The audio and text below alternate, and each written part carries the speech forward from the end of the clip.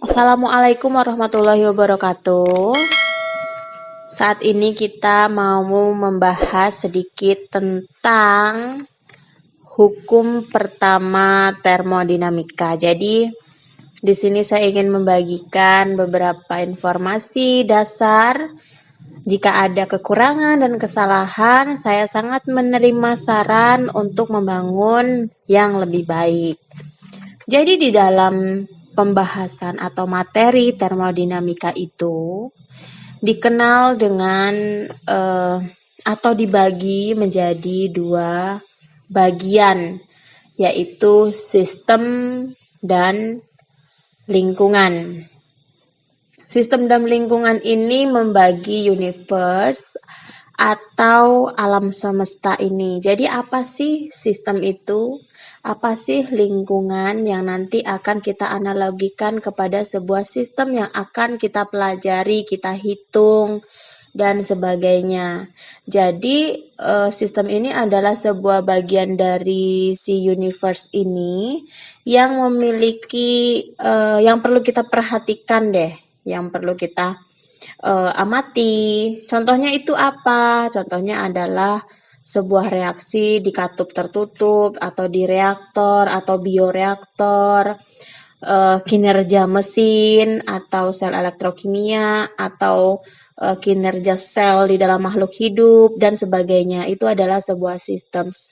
Sedangkan lingkungan itu apa? Lingkungan adalah daerah di luar sistem dan disitulah kita melakukan sebuah pengukuran. Seperti itu. Jadi kita harus mampu membedakan mana sih lingkungan, mana sih sebuah sistem. Tujuannya apa kita mengetahui apa itu lingkungan, apa itu sistem? Karena kita nanti akan mengetahui nih boundary-nya atau batas antara sistem dan lingkungan itu yang gimana, yang bisa energinya lewat atau enggak. Nanti kita akan bahas di slide selanjutnya. Oke, selanjutnya perhatikan gambar 2.1. Nah, tadi sudah saya katakan bahwa sistem dan lingkungan ini akan menentukan bentuk dari sebuah sistem yang akan dibahas berdasarkan pembatasnya atau boundary-nya. Yang pertama itu jenis sistem terbuka.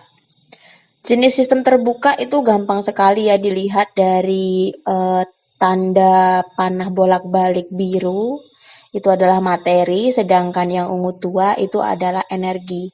Kalau sistem dengan sistem terbuka, jenis sistem terbuka mengakomodir pertukaran si materi dan energi. Sedangkan jenis sistem tertutup hanya energi yang dapat saling bertukar, sedangkan materi tidak. Sedangkan jenis sistem yang terakhir yaitu sistem terisolasi, di sini materi dan energi tidak dapat saling bertukar antara sistem dan lingkungan. Ini masih sangat mudah dipahami hanya dari gambar. Oke, selanjutnya kita akan membahas tentang kerja dan energi. Sifat fisik dasar termodinamika itu adalah kerja. Kerja itu sendiri adalah sebuah besaran skalar yang diakibatkan oleh gaya di sepanjang lintasan. Makanya rumusnya itu F kali X atau kali A. Contohnya kerja itu apa sih? Seperti kita menggeser benda atau meja dari posisi A ke posisi B, atau ekspansi gas pada piston, atau reaksi kimia yang menyebabkan perpindahan arus melalui sebuah resistensi, itu juga dikatakan sebagai kerja. Hal ini juga berhubungan dengan energi, yaitu kemampuan untuk melakukan usaha. Nah, ketika kerja dilakukan atau dikenai pada sebuah sistem yang sifatnya terisolasi, contohnya seperti kompresi gas, maka kemampuan sistem untuk melakukan kerja juga meningkat. Sehingga dengan kata lain, energi sistem juga meningkat. Hal ini menjadi kebalikan ketika sistem itu sendiri yang melakukan kerja, maka energi dari sebuah sistem itu berkurang. Samalah halnya seperti kita makan. Sudah makan, kenyang, habis itu kita melakukan kegiatan exercise atau olahraga. Tentu simpanan energi kita menjadi berkurang karena kita pakai untuk melakukan sebuah kegiatan, ya kan? Nah, eksperimen menjelaskan bahwa energi sebuah sistem dapat berubah dikarenakan kerja itu sendiri. Ya, jadi energi ini sifatnya dinamis ya. Tapi tergantung nanti boundary atau pembatasnya dari sebuah sistem itu sendiri. Sebuah perubahan itu biasanya diakibatkan oleh adanya perbedaan. Misal, ada air terjun, perbedaannya posisinya dari tinggi ke rendah. Nah, akhirnya ada terjadi perubahan mengalirnya air. Energi juga demikian. Kita contohkan, ketika energi sistem berubah sebagai hasil perbedaan temperatur antara si sistem dan lingkungan, kita kan sudah membahas apa itu sistem dan lingkungan ya, dan juga ada pembatasnya. Pembatasnya juga terbagi menjadi 3, sehingga sistem itu terbagi menjadi 3, yaitu apa dulu tuh? Apa tuh kemarin? Terbuka, tertutup, dan terisolasi ya. Jadi saya ulangi lagi, ketika energi sistem berubah sebagai hasil akibat adanya perbedaan temperatur antara sistem dan lingkungan, energi yang ditransferkan itu disebut dengan panas atau heat. Seperti itu. Jadi ada panas, yang biasa kita sebut panas itu adalah sebuah energi yang ditransferkan akibat perbedaan. Nah, contohnya apa sih? Jadi ketika sebuah pemanas atau heater dimasukkan ke dalam sebuah wadah ya, contohnya kalau di lab ya gelas piala atau beker gelas, yang berisi air yang dingin, ya boleh dingin, boleh agak-agak dingin, atau biasa suhu ruang, kapasitas sistem untuk melakukan kerja itu meningkat ya. Karena air itu Karena air yang awalnya tidak panas kan telah dimasukin pemanas atau heater, jadi air tersebut suhunya meningkat dong. Nah, jadi air yang panas itu digunakan untuk melakukan kerja. Hal itu pun bisa dihasilkan kerja yang lebih daripada kerja yang dihasilkan oleh air yang suhunya suhu ruang tadi sebelum dimasukkan heater atau pemanas.